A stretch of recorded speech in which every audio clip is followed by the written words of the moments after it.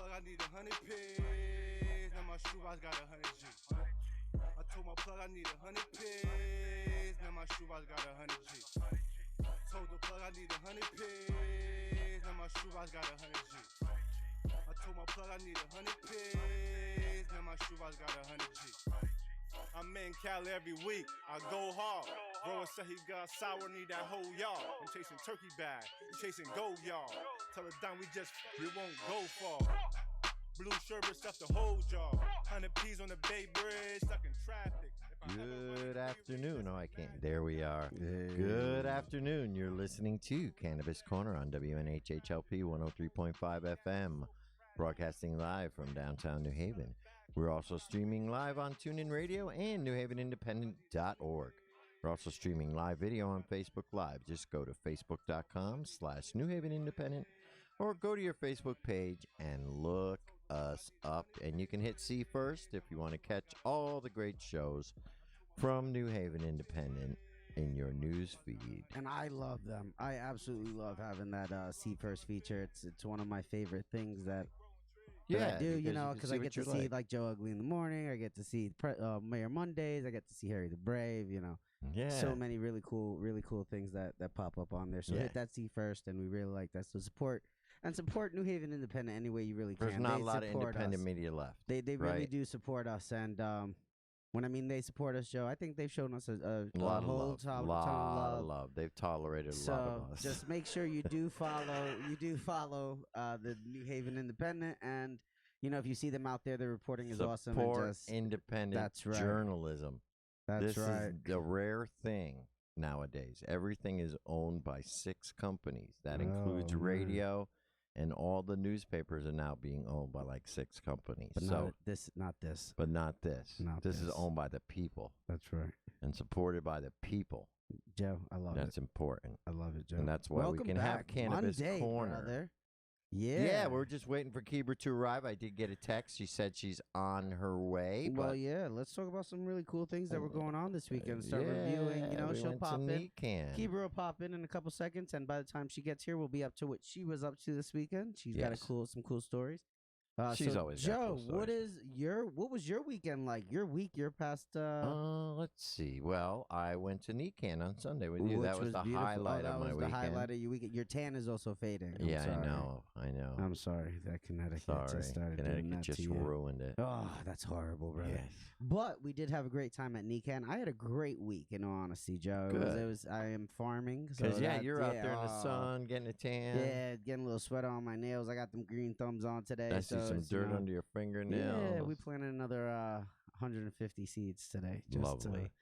Just to keep that momentum keep it going, man. Get that hemp going. Everything was looking great. You can follow Present Natural Farming on the social networks and just take some pictures, you know. NECAN was awesome. So Friday was a good day at the farm. Move things around, get some things in the ground. Saturday was the dinner you did in Mass. Massachusetts Growers Advocacy Council. Yes. They had a fundraiser and a magic night. So they had a sleight of hand gentleman come and do some sleight of hand. Make joints appear, make them disappear. Out of your ear, like pulling out of your ear. And I said, I know how to make joints disappear too. Give me a piece of fire. Give me some fire, and we're all good. I said I could do the light the thing up fire. Look at me, I could do that too, guy. Right. And he was like, "Wow, Uncle Lou, you're quite impressive." But I catered the dinner there, so we did dinner. Was it infused dinner? It was not infused. I kept the dinner portion not infused. They were also on a little bit of a budget, so you know. Oh yeah, then you know, really let them. That. It was BYOC, so that's always a good event. Yeah, you know, so it's a good cannabis event in Massachusetts that follows the cannabis laws. So I just provided a great dinner. We did traditional ramen. I had a guest chef come with me, so he did traditional ramen. We did tacos. We did a nice mango salsa. Awesome. And then did our tacos were an appetizer, and then the main course were nice Americano style hamburgers, nice big quarter-pound, half-pound patties on a hearty piece of bread, and you can see all of that on our Instagram feed. I saw it. It looked good. So then Sunday was NECAN with Joe. I went up there. We went up together. That was nice. We were representing Connecticut Normal, which was nice. We got to see a lot of our friends. Brian was there. Paul was there. So Laura Boehner, we sat right next to Healing talk Rose. about the Healing Rose and their great little initiative they got going on. We can just let's talk a little bit about Mass, because the talk of the town in Massachusetts this weekend on Sunday was basically the new resolution from MDAR, the Massachusetts Department of Agriculture, regarding CBD. Mm-hmm. And as we discussed last week on the program, last week, the MDAR put out their recommendations for how CBD should be regulated in the state. And they basically, they didn't go through any legislative. They said, this is how we're going to do it. And as we went over, anything, no edible products containing CBD, no products that make any therapeutic claims whatsoever. So no massage creams, no lip balms, no tinctures, nothing. No, nothing you can ingest at all. Mm-hmm. No CBD added as a dietary supplement. That means the capsules out. Can't do that. Yeah, and then finally, no more CBD flour. Oh, that's so that means the dried CBD hemp flour that you see in the stores. No more of that in Massachusetts, even though you got a legal state. Yep. Tell me how they could sell regular flour, but not CBD flour. It's ridiculous. Talking about monopolizing. Yes. It's just crazy. And for some reason, I guess they're going with the FDA, who has not really banned it from edibles. But they just didn't do nothing. They didn't do anything. They just leave it in a standstill. It's like Connecticut for the last 4 years on the hemp program. Yeah, right, exactly. So Massachusetts finally gets their hemp program up and running, and then they throw this kind of stuff. This is blasphemy. So today at 2 p.m., right after we get off the air, and this is what Laura is heavily involved in, the Massachusetts Hemp Coalition is holding a press conference. All right, so and the Hemp Coalition consists of consumers, retailers, processors, healthcare providers, patients, and citizens engaged in the hemp industry, and they're going to hold a press conference on the steps of the State House in Boston up there. It's a very popular thing at 2 o'clock, and it's going to go from 2 to 4. And a lot of people we know, Laura being one of them, are going to be speaking at it and telling, why these regulations are not fair to the hemp industry and why they're just they're overkill. Yes. Realistically, until the FDA does something, you should not do anything as a state. Realistically, just wait and see what they do, because it's such a gray area right now that realistically states aren't educated enough and they don't have the regulatory know-how to do it properly. So they should just leave it as it is for now. That's right. And wait for the feds. I mean, that's all they got to do. And we'll, because that's the ultimate authority right there. You're right. And other states have tried this. Maine tried it, and then the citizens did the same thing, went up there and testified, and they got the law changed. Yeah.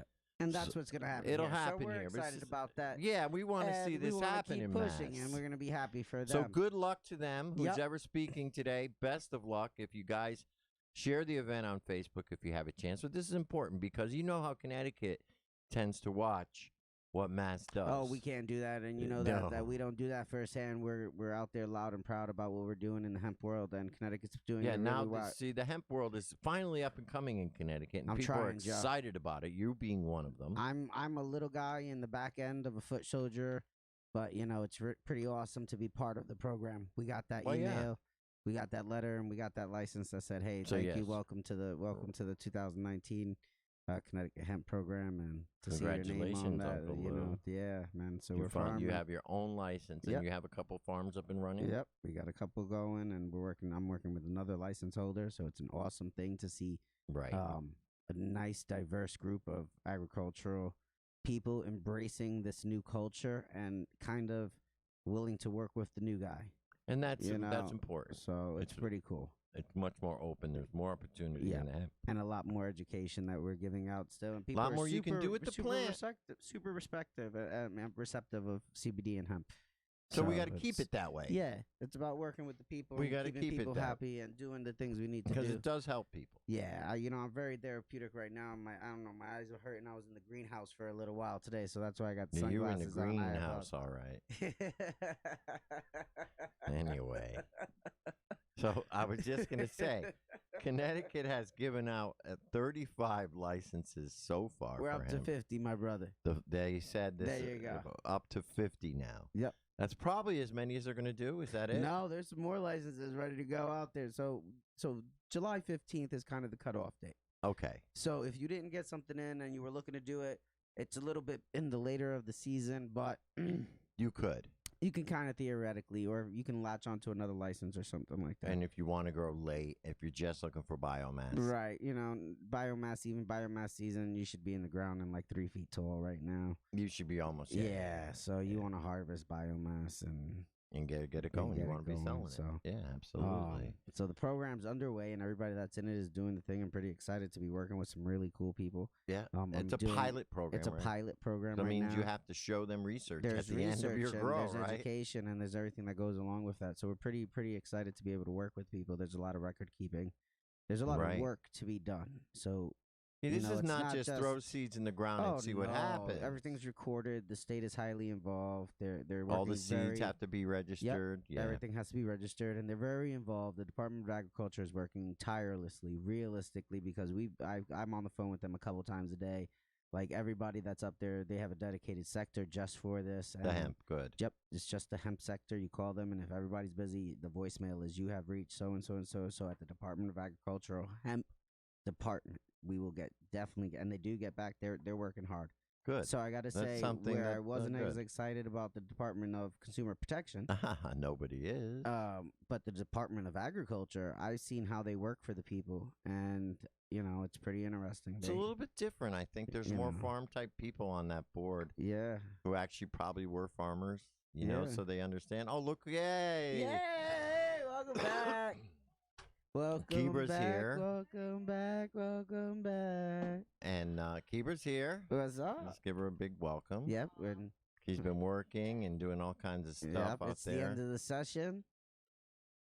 We've got everything going, and now we're starting to summer back up. I apologize for the sunglasses, Kebra. Today I was in the greenhouse. A little extra. The light hurts his eyes. The light and the eyes, for some reason, my eyes won't stay all the way open. Thank you. Yep. They look stereotypical of activities. Hi, guys. Hey. I missed y'all. Yeah, we missed you, and we appreciate you, and we're excited. Oh, there it is. There's the camera. Oh, we always look out for that camera over there. Yep. Look at that thing. Very much. So, Kebra, what has been going on with you besides the regular grind? What's been going on in the cannabis industry with you? I know you're in D.C., I know you've done a few things, since that legislative session ended. I personally had to take a vacation and get the heck out of here. Joe went out to Puerto Rico. Because I was so upset about what happened. I know you were too. So how you feeling now? I feel it's time just to kind of refocus. I've been studying and following what's happening on a federal level. Right. And I think that's where I want to put the majority of my energy. Right. Better in the future. Connecticut was very disappointing to me. The legislators, they did what they do. Yep. Pass the buck. BS around up there. Yep. But who I was most upset with was regular people who didn't come out and support. I get calls at least 5 to 10 times a day, right, asking me, how do I get into the cannabis industry? What do I need to do? And I always have said the same thing. Activism. Yeah. Like we have to create the world we want to see. And people are more willing to come out for things they don't want, right, than they are for the things that they do want and what they do believe in. And I think it was on the people. Yeah, at this point, a lot of because if we had been able to really push, with numbers and with one voice, I think that we would have gotten a lot further. We did, I believe, this year have one voice, but it was a small voice. It was, But that's what I mean. All big the people voice, in one voice. Because we like, I believe every advocacy group got together. Got together. And a lot of us were willing to sacrifice some things we're really, really interested in. Yeah, like grow rights. Yeah, like that wasn't like grow rights or nothing. You know, Right. it was like, all right, we'll deal with this. Maybe let's give it to patients. We were trying to find ways to make this work, and you know, it just didn't work. But you know, we have the next session. Yeah, I feel like it'll pass next session. Yeah. I think they really have no choice at this juncture. So I think it's important that we do look at the federal level, right? Because you know, because that'll supersede everything. Exactly. Then they have no excuse if the federal does it. And I have a feeling with the election coming up, Donald Trump's not dumb. He will make this an issue, and he might legalize it before the election, just as a political ploy. He could. You know, we'll see. But it will become an issue this election for sure. Right. For sure. And that's important that we have people up at the federal level, which we do. I think there's a pretty good constituency of people at the federal level who want to legalize or at least decriminalize or deschedule marijuana and get the ball rolling. And that's the important thing, you know, on the federal level. Yeah. And then we have the Marijuana Justice Act that is, you know, a national federal-based like equity and expungement and kind of giving states guidance in that regard. Right. So I think that's a positive thing too. But you know, we fight on. I guess I just frustrated because the summer off. You know, and that's what I think is necessary. And that's where I think we're at. Let's grind. Let's do what we do. Let's enjoy our summer. You know, it's been probably 2 years since we really got to enjoy our cannabis summers, enjoy our conferences. NECAN was awesome yesterday. That was fun. I'm sorry I didn't go. No, you know, it was much more dialed back. So much very smaller. small So version. figure like a quarter or a sixth. Joe, would you agree? Probably a quarter or a sixth of what we would normally see, and especially the same people, and so it's just much smaller audience, and it was still quaint. It was nice. Yeah. And the big thing up there, obviously, is the CBD ban. Yeah, you know, I was listening to y'all on the radio up there, too. And what else? But not just like this past weekend, but in the past couple of weeks, you know, I went to the Women Grow National Summit. Right. That was pretty following dope. That looked awesome. I had a ball. You know, so remember what happened when I won the award at NECAN? Yeah. Remember where I was at? Same thing? Same thing happened at Women Grow. Huh? What happened? I was what? Me? You need me to come inside? Exactly. I went to my hotel room. I'm getting text. Kebra, where are you? Like, I took a break. They're like, well, we just gave you an award. I was like, oh snap! Thanks. I did. Yeah, and then I looked at the picture of the other people who won awards, and there's such a nice picture with them and Dr. Shonda and Gia, and I'm missing. Well, you at least you got the award. Working. Yes, I got the award for leadership, working. and I really was. I actually went back to the hotel at NECAN. I definitely was outside smoking a joint. At Women Girl, I had gone back to the hotel to do work because I still have a real job because y'all didn't pass cannabis legalization. That's right. That's so I still got to work a real job. Tell me about it. But Women Grow was great. It was a great opportunity to connect. There was a vibe in the air. Yes. You know, so it was pretty cool. And what else? Let's see. It seems like it was something. We started our licensing program for Canna Health too. Yeah. Oh yeah, how's over the that last going? couple of weeks. Well, you know, we started in May. So the first license, the right? first license, and so we just been expanding the program. And I've literally had I've sent out NDAs to about 30 people. That's beautiful. Who want to go forward in several different states. And that's how you can show that the ancillary services are still very you can viable. still make them. Yeah. You know, still have you a can business. You can enjoy a viable, livable quality of life working in the cannabis sector that doesn't necessarily touch the plant. Right. And it doesn't have the crazy overhead and license process. Regulation and regulated and all for crazy. some people, they just might be integrating it right into their current practices. Absolutely. Which is definitely a possibility. So I'm really excited about that. I met with somebody for Canna Health Hawaii. You know? I spoke to somebody in Puerto Rico. I'm going. You have to jump through some Puerto hoops. Rico, When are you going? July 6th. Are you going with Very Jason and nice. all them? No, I'm going on a mission actually to Puerto Rico to Vieques. Oh, you're going to Vieques? Yes. Oh, I'm going to hook you. I have to hook you up with my family and these Absolutely. cannabis people down there. Please do. July the 6th, so like next week. Yeah, I'm going down there, but it's strictly. I'm not. I mean, I'm not all the time. I will definitely do some business. There's and nighttime there, you know. But during the day, I'm volunteering with other doctors and nurses to kind of provide health care to the island. That's awesome. And you're going to Vieques? Yes, that's where we're going. That's where we're setting up our clinic. Oh, you have to get me all the details, and I will get my family to all come down there and support you. They need to meet you, Oh, Kebra. yeah, I need to meet them. Yes. I know, too bad. I have a whole family on Vieques. Wow. That's where I was. I was just there. I know. When I saw the actual that it was in Vieques, I was like, oh, that's Small Joe's world. place, Just right? get me all the details. I will make sure you have a full clinic. I'll get my cousins to promote it. Nice. Yes, and I'll make sure the guy who I was talking to down there gets over there to see you too. Okay. Yeah. Nice. I hear it's a beautiful Look island, at that. so I can't wait. But Kebra, you know, I want to go back. I yeah, want to all live right. there. Well, then we need to get you a can of Business health down going, there yes. so you can run it. I already know how to do it. Exactly. That's right. Yeah. So very cool. Yeah. Excellent. That's great. You made my day. Well, good. I'm Yeah, glad. get the whole all the peeps down there. All the peeps from Connecticut down there, and they'll see. Yeah. So great. And yeah, a lot of cool things were happening. We sent our best out to Massachusetts, and let's hope. Right. That It just is so ridiculous. yeah, Like, all of a sudden you got a legal state, and you can't buy CBD in the It's legal ridiculous. state. and it's all based on ignorance. You know, it would be something if they found that, this is a detriment to a proven scientific detriment to society. Right, people and they were dying from it, right? Yeah, but I mean, come on, with the things that are out here on the market, legal, Right. that people can put in their bodies That kill them.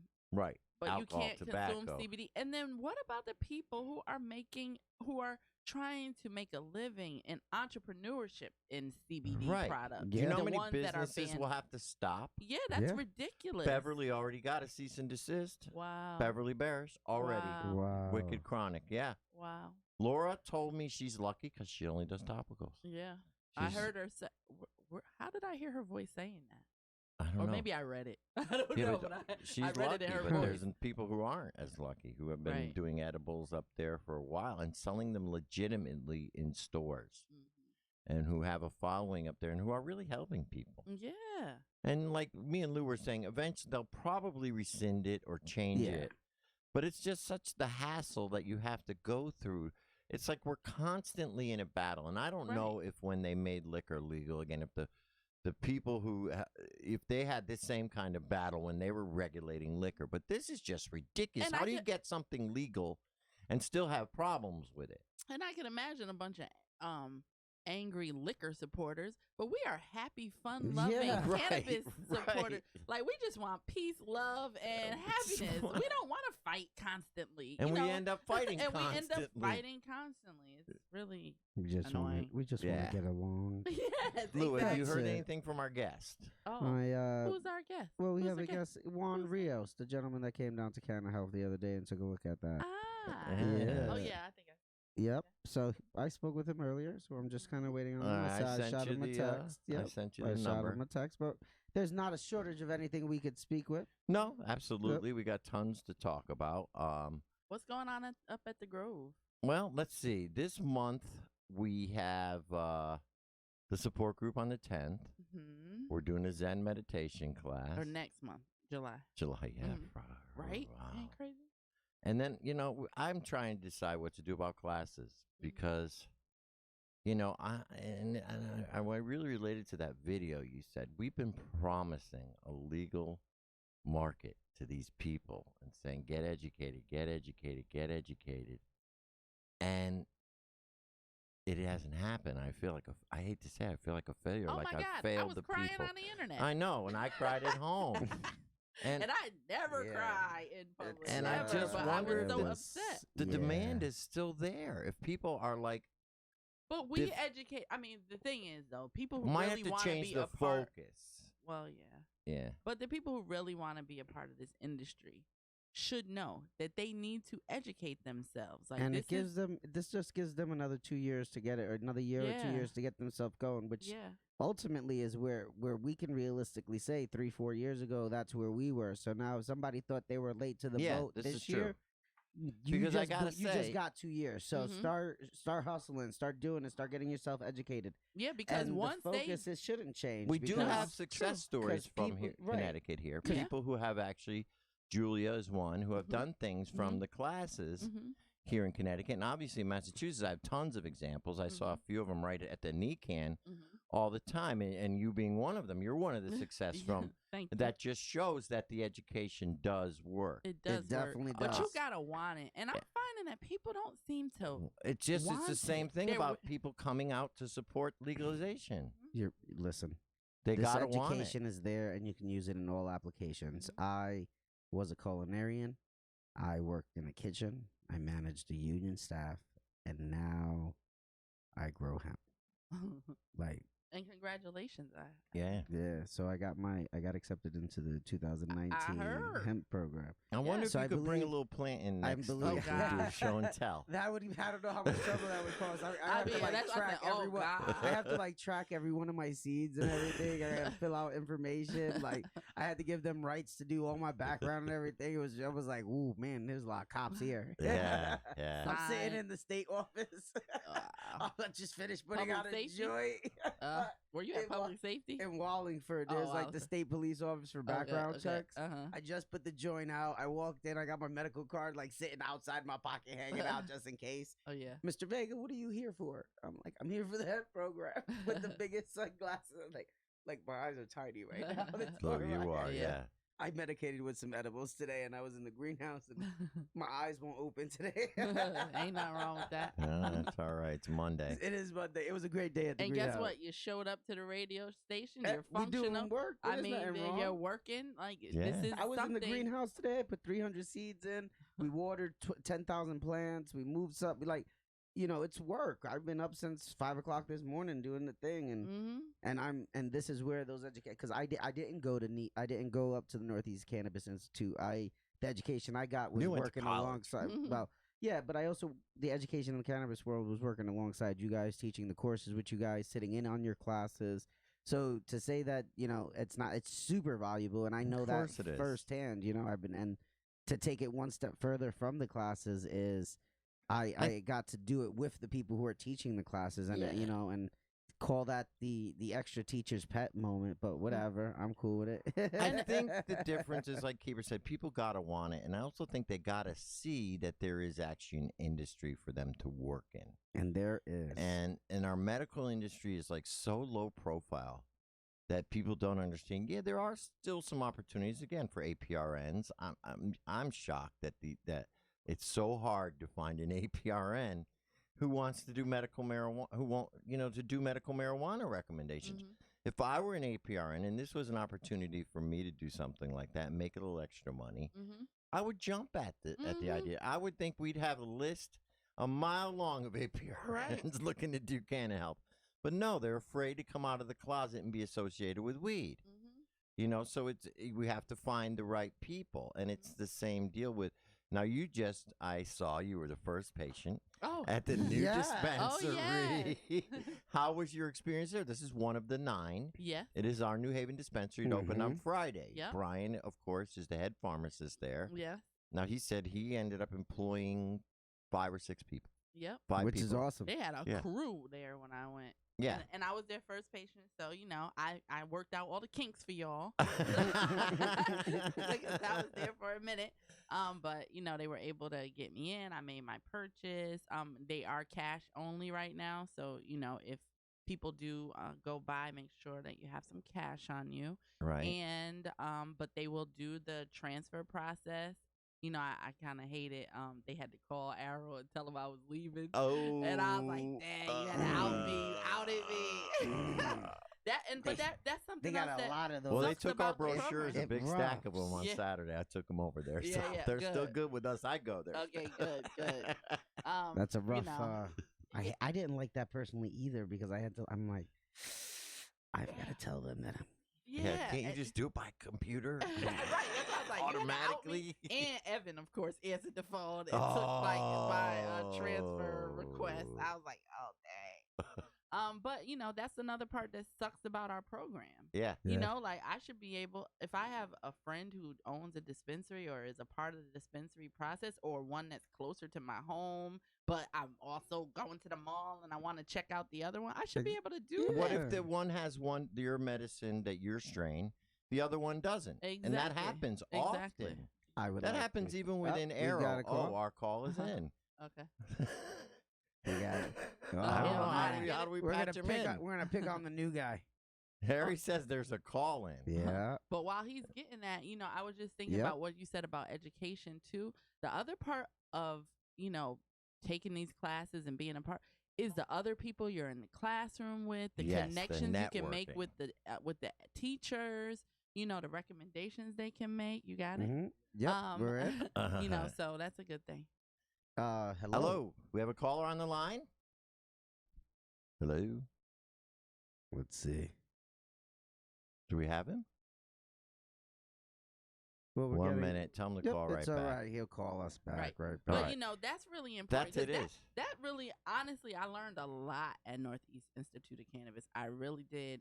But the cannabis industry is ever changing, so it was good that I had that foundation. But I really got to say that the biggest takeaway I had from that school was, like, I met Chanel Lindsay and Shalene Title. Ellen Brown. Those and Ellen Brown. Big names in the field. Dr. Uma. Dr. Uma. Like, you met all these people up there, right? And they sent me to organizations like Women. They were like, oh, you'd be great with Women Grow. Yeah, and some other things. So, it's more to it. And you really got to understand this industry because it still operates very much by word of mouth, by, underground a little bit, because for that reason, people are afraid to come out on that. So, and sometimes a lot of the best things instead of the golf carts happen in the back lot because we happen to smoke a joint instead of going and playing golf. Right. You meet these people at the conferences and you're like, well, what are we doing after? Some people in my life go golfing. Some people in my life go bowling, and I look at them and I'm like, you guys want to go to the garage? But how nice is it to like be able to bowl and smoke your joint? Hello. Yes. Hi. Is our caller there? We got him to call back. I don't know. We're working on this one. It's okay. Speaking of Northeastern Institute of Cannabis, a little bit. June 21st was the anniversary, 2-year anniversary of the death of Mickey Martin, who was the founder of the Northeastern Institute of Cannabis, who I actually worked with for a period of time. And he was quite a character, that's what I will say, but he was a dedicated activist, especially out in California, but he brought the whole concept of Northeastern Institute of Cannabis to the East Coast, to Massachusetts, and actually put that whole thing together. He brought out Ed Rosenthal. He helped write the first curriculum that we obviously updated afterwards, but he was a huge part of getting that school going, and this was the 2-year anniversary of his death. And I just read an article about him, and how he was so against this Prop 65 that went in California. Oh, yeah. Yeah, and he told everybody it was going to be the worst kind of law that you could possibly pass, and he was right. Yes. He was right. And maybe, he passed away before they did actually put it into law because they voted it in November 2016, and he died in June of 2016. And that basically, unfortunately, was kind of the impetus for why the school closed, because his business partner, who ended up taking it over, was, they were really, really close. And when it came down to finding a new building and all that, Mickey was supposed to help out and be involved in that. And when he died, the owner just really hit him hard, and he just didn't have it in him to do it. Yeah. So. I mean, some things you have a vision with, and, you and another person visualize it, and just it doesn't seem right. When the other person's gone, when the other person's gone. So I get it. Yeah. And that's why, but we've kept his spirit alive, by here in Connecticut, by offering the classes that we've offered. And the classes that we've kind of modeled, based on Northeast Institute of Cannabis. So, may he rest in peace. Yeah. But we are definitely trying to let trying his to spirit keep his legacy up. Yeah. That's right. And if only How they we had looking listened there, to him. sir? Do we have our caller? Hello. Hello, can you guys? Yay! That's what I'm talking about. All right. Welcome. Hello, Welcome. Dr. Juan Rios. Lou, I'm going to let Hi. you do the Hello, intro. beautiful Yeah. people. So hello, Dr. Juan Rios. Dr. Juan Rios is hailing from, where are you in Jersey City currently, correct, sir, right? Shelltown, baby. Jersey City. Yes, sir. Uh-oh. And am I correct by saying you are a New Haven native, sir? I am a New Haven native. What? In the building. Hill House. Did you say Right. Hill House? That's right. Hill Oh, House. I'm a Hill House girl too. So, You went to Hill House? When Yes, you I graduated? did. Whoop, whoop. what year, Kebra? Oh, you tell me your year first. See, I'm happy to tell you my year because it was the best year that Hill House has ever had. So it Well- was 1997. Class of 97. Oh, you're not too far behind me. I was 94. Oh, so he was a Okay, freshman Okay, when so you, went, he you, was. you went to school with my cousins and them. Oh, All yeah, right. probably. Look at that. Yeah. So, All right. Yeah. So you were there when I was a freshman. Mhm. I probably wouldn't even look your way. Okay. All right. So the conversation's gonna be quick. You were that crew. 94 was not pretty in New Haven. Oh, It was a hard 94? time. What? We was the best. 94 was hard times. Well, no, our city was going, that was Mayor war on DeStefano. drugs Oh man. at its height Oh man. in New Haven. Well, the 80s, Yeah. the early 80s, 90s. 90s, Yeah. 90s, yeah, the early 90s was rough. Yeah, they were. Oh boy, oh Yeah, they boy. were. all right. So, Dr. Juan Rios, please tell us a little bit about yourself and your background, and we'll start going Yeah. from there. Sure, why not? Let's see, where do I start? Well, as you already know, wasn't born in New Haven, but I was born in the country, first generation immigrant. Came to New York, then to New Haven, and then from New Haven to study. I studied mainly in Jersey. Went to school at Southern, and then in Jersey, I made my life here in the field of social work, master's, doctorate, advanced degrees, postdoc out here as well. And which And, university mainly- was that? Well, mainly my work has been surrounding recent studies of mindfulness, and I know it's a buzzword that's been hitting all types of media. What is mindfulness? And research. I'm a mindfulness researcher and private practice clinician. I actually own a mental health outpatient clinic here in New Jersey for about 9 years now. And Nice. I'm also a faculty professor at Seton Hall University, Oh, full-time Seton Hall. faculty, tenure track professor, and rep in New Haven all day. Yeah. Hey.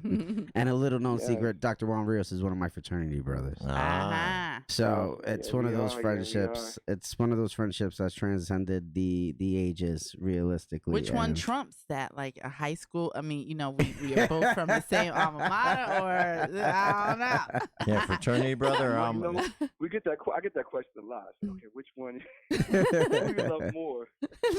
So, Dr. Juan Rios has been working and speaking internationally and nationally, and it says that you recently spent some time in Asia, China. Mhm. Yeah, well, my research was in China for about 4 summers.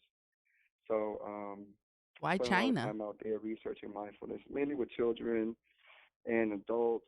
I worked at Peking University Hospital giving trainings regarding cognitive behavioral therapy, dialectical behavioral therapy, and EMDR, which is like eye movement desensitization and reprocessing therapy. And that's another big buzz form of therapy that's being used mainly with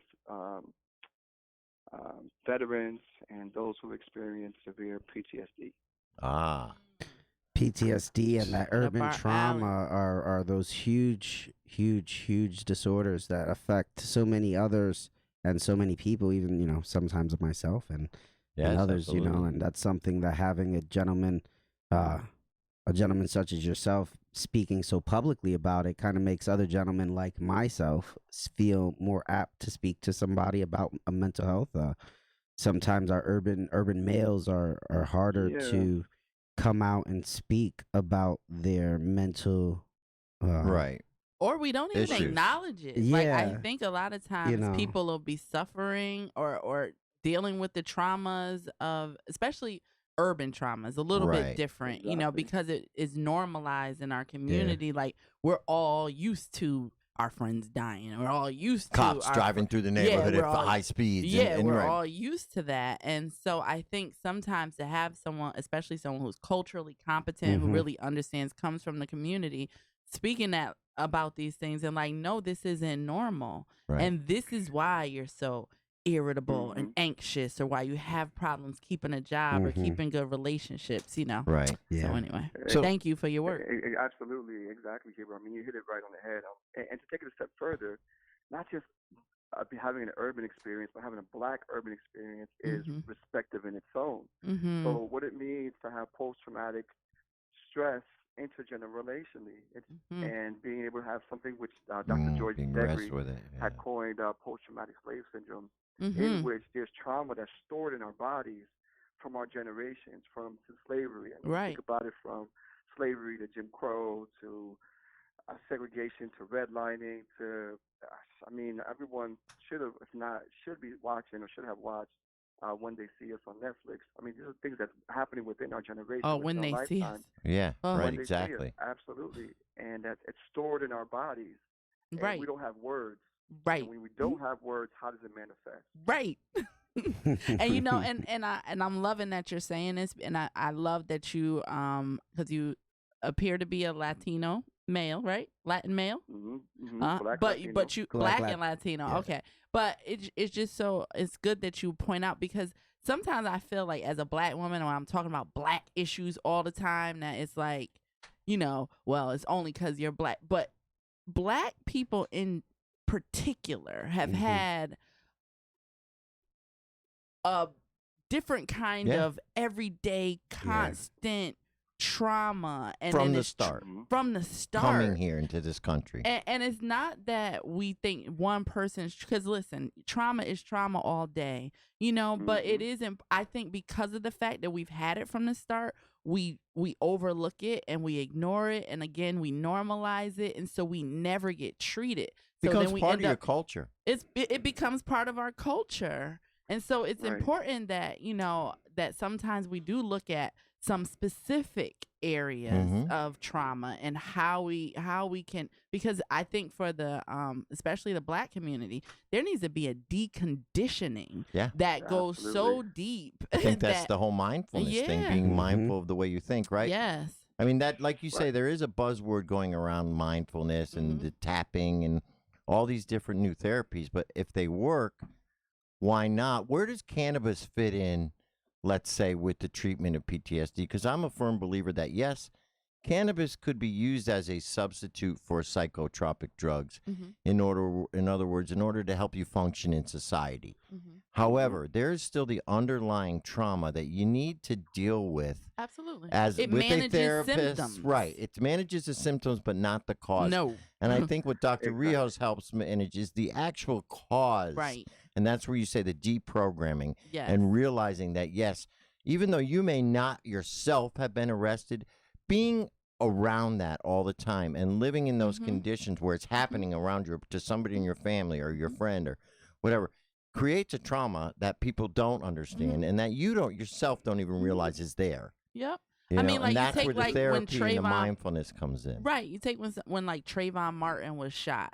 It did. I don't know him. It was way on in another state. However, it affected how I interacted with my children, or how I told them, like, please don't walk up the street with a hood on, after a certain time, like things whatever. You never thought you'd have to say to say to your kids, right. You push it away. But anyway, go ahead. I'm sorry. You're the doctor. You're the doctor. We need a session afterwards. Well, no worries. I have time. I was waiting for you. Oh, thank you. You do teleconferencing? But exactly what we're talking about is shared community trauma. I mean, we think about what happened to Trayvon. We know what happened 9/11.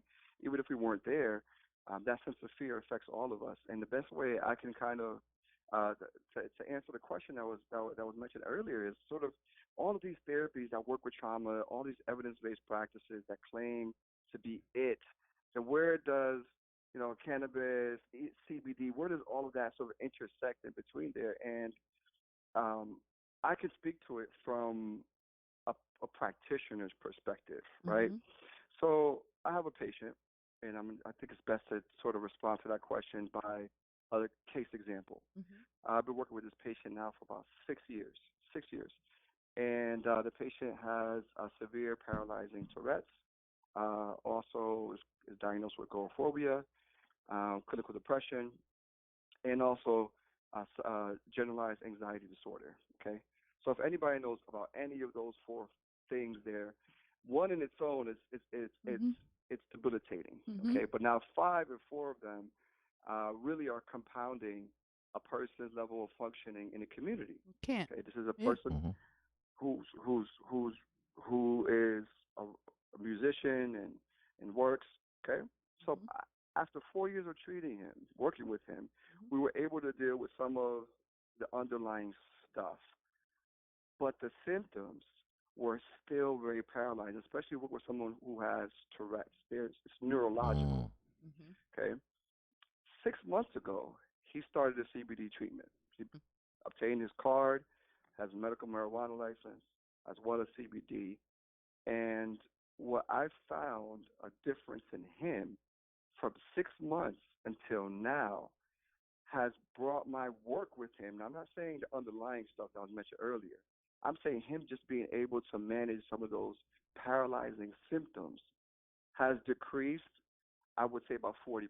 And our work together has tremendously changed. And this is experiential. Again, I'm not out here, trying to say this is a magic bullet. But what I'm saying is that for a patient I've been working with for about 5 years now, and 4 of those years, it's just management. Now, over the last 6 months, we're actually getting to not just treatment, but into healing. Progress. Because he's able to manage a lot of those physical stuff and be more present and actually be able to work on the underlying stuff that he's not feeling like I don't belong when he has Tourette's. He's able to manage Tourette's a lot better. His anxiety way better. His depression doesn't hit as hard as it did. And again, it's not a magic bullet, but what I'm saying from experience as a practitioner, there has been a profound difference in the last 6 months and in the last 5 years of using hypnotherapy, EMDR, cognitive behavioral, and dialectical behavioral therapy with him. And I'm training all of them, by the way. I'm not just using them. I'm not certified in each one.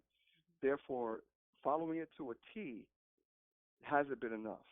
Right. This example has been what changed our work and his healing, which means that now he's doing way better as a musician. He's actually, working on some of that underlying stuff like his self-esteem, and that to me has been extremely profound. And I tell that story voluntarily to anyone in any conference. That's anywhere. awesome. And the truth of I've lived it. And the truth of the matter is that, you can't really do one without the other when it comes to PTSD and urban trauma. Right. You need counseling, therapy, in addition to something to help you manage those symptoms. And so, if you're managing symptoms with cannabis or CBD and that's it, you're doing yourself a disservice. You need to find someone like Dr. Juan and also get into therapy. And that's something that we do with Canna Health as well. Yeah, we do yes, referrals. 100%. Yeah. And so, Joe, we got to pay some bills. Dr. Juan Rios, we really appreciate you taking your time and speaking with us. Yeah, you have to call us again. So this is live right now on rate 103.5 here in New Haven. So, this was someplace that you started your educational track before you went down to Jersey. It's someplace you spent your adolescence. As a hometown hero, we want to say thank you very much. Thank you. Real quick, Dr. Rios, how do people get in touch with you? Oh, okay. Well, you can find me online, www.riostherapeuticssolutions.com. Also on Instagram, Juan.Rios Jr. And that's the best way you can try to reach me. Well, when we Googled you, you came up in a great article from Psychology Now. So that was pretty cool. Nice. Yeah. All right, Dr. Rios. Thank you so much. Thank you. We will have you on again. Keep up the good work. We appreciate it. I'm going to call you for my session. No charge. Thank you. Bye-bye. All right, Joe. All right, you're listening to Cannabis Corner on WNHHLP 103.5 FM, broadcasting live from downtown New Haven. We are streaming live on TuneIn Radio and NewHavenIndependent.org. We're also streaming live video on Facebook Live. Just go to facebook.com/NewHavenIndependent or go to your Facebook page and look us up. Real quick, Kebra, what's Canna Health open this week in New Haven and Hartford? Saturday. All right. Both 10 New to Haven. 2. Both of places. them. Both. And Milford, Wednesday, 2 to 6. Hey. Beautiful. And if you want to reach out and get down to the farm or something, right? Visit CannaHealth.com. Stay happy, healthy, and high. All right. Lou will tell you where the farm is. You have to just PM him. All right. Have a great day, guys. You don't want the rabbits finding the hemp. Bye-bye. Ever running a Riri, let's make magic. Die doing something you love, it ain't tragic. Heard what I said, nigga, it ain't tragic. From the home of lay down, smoking ratchets.